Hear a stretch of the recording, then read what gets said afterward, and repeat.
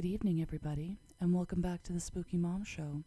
I'm your host, the Spooky Mom, and on tonight's episode, I have two very special guests joining me this evening. All the way from Transylvania, we have Dracula. Hello. And Bubba has come out of his cave to join us again. Welcome, Bubba. Hi. So do you two know what story we're going to tell tonight? No. I think so. You think so? What do you think the story is about tonight? I think it's about Texas Road. Texas Road? Yeah. Well, you're right. It is another story out of Texas Road, because we are finding quite a few good ones coming out of there. This story in particular is actually called The House at the End of the Road.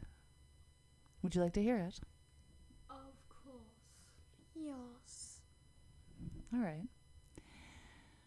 So this story comes from a lady who retold it to me, and she had experienced this story with her younger brother when they were kids. They were about your guys' age, actually. So the story goes that they had heard about the house at the end of Texas Road. It's the only house down there, and it had been abandoned for over 100 years. They had heard all kinds of wild tales of how the family just up and abandoned it, how there was a vortex that caused weird things to happen, and as kids, they wanted to experience something for themselves. So, her and her brother, one evening during dusk, when the sun was going down, they went over to the house, and they actually were able to get inside. Now, when they got inside, the floors were all falling in on themselves. There were a few planks that they were able to walk around on, and they found the dining room that had been set for supper. All the silverware had been laid out, all the cups had been laid out, plates, everything was perfectly in place. Nothing had been touched, except for very thick layers of dust on everything. They went into the kitchen. The fridge was still full of food. The cupboards were still full of food and cans. Eventually they made their way upstairs, and when they went into the bedrooms, they discovered that all of the clothes had been left on hangers in the closets. There were shoes under the beds. The beds were perfectly made. Nothing had been touched. This house was perfectly preserved, as if the family, in a fit of panic, up and left and never came back. And they never took anything with them either. So these two kids made their way out the back door and into the back field where the old barn had been standing.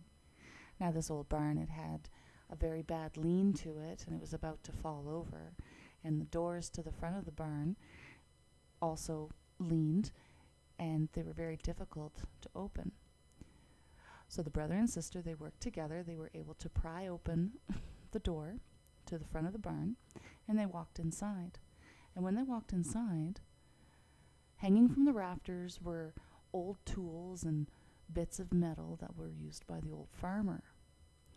And as they were looking around, all of a sudden, they felt a weird wind kick up.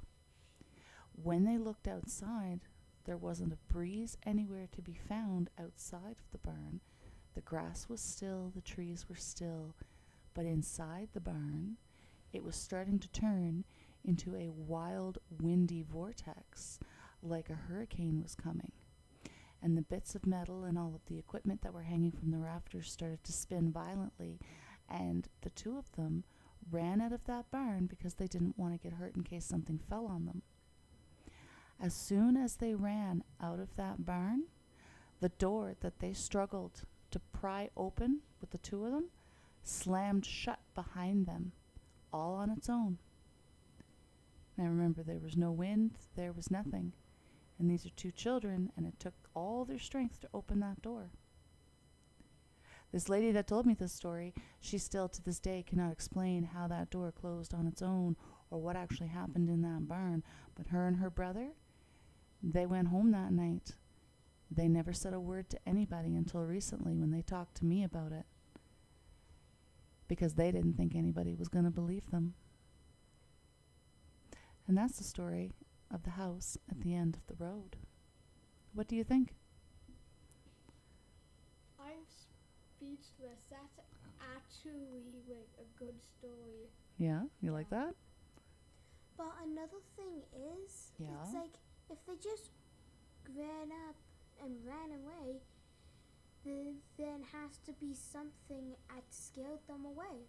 Yeah, the vortex that caused the inside of the barn to spin and move all the metal in the rafters, that's what scared them. That's why they ran away.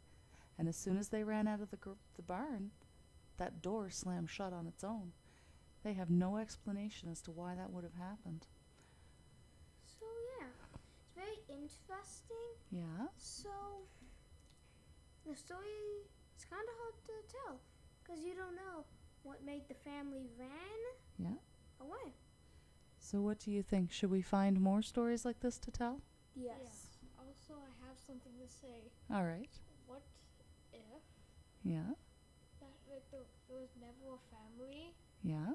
and like all of that stuff would just like set up by like entities and all that to trick people?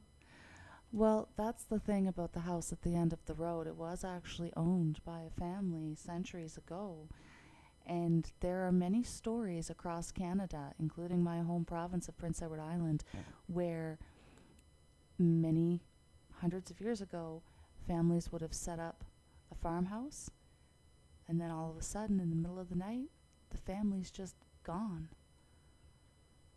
There are a few other stories very similar to that one that we could tell if you'd like, and no one has any explanation as to why those families just up and left everything behind. Should we tell more stories about Texas Road? Yeah. Yeah? Yeah, because Texas Road has one of the scariest stories. So yeah. All right. Well, thank you for joining me this evening. We really appreciate you listening in to our podcasts. And as always, we would really appreciate it if you would like, share, subscribe, and comment. And if you yourself have a story that is out of this world and unbelievable, and you don't think someone will believe you, reach out to us. We would love to hear your story. We would absolutely love to retell your story. Because sometimes your experience can be very similar to somebody else. Have a good night, everybody. Remember, Spooky Mom loves you. Stay spooky.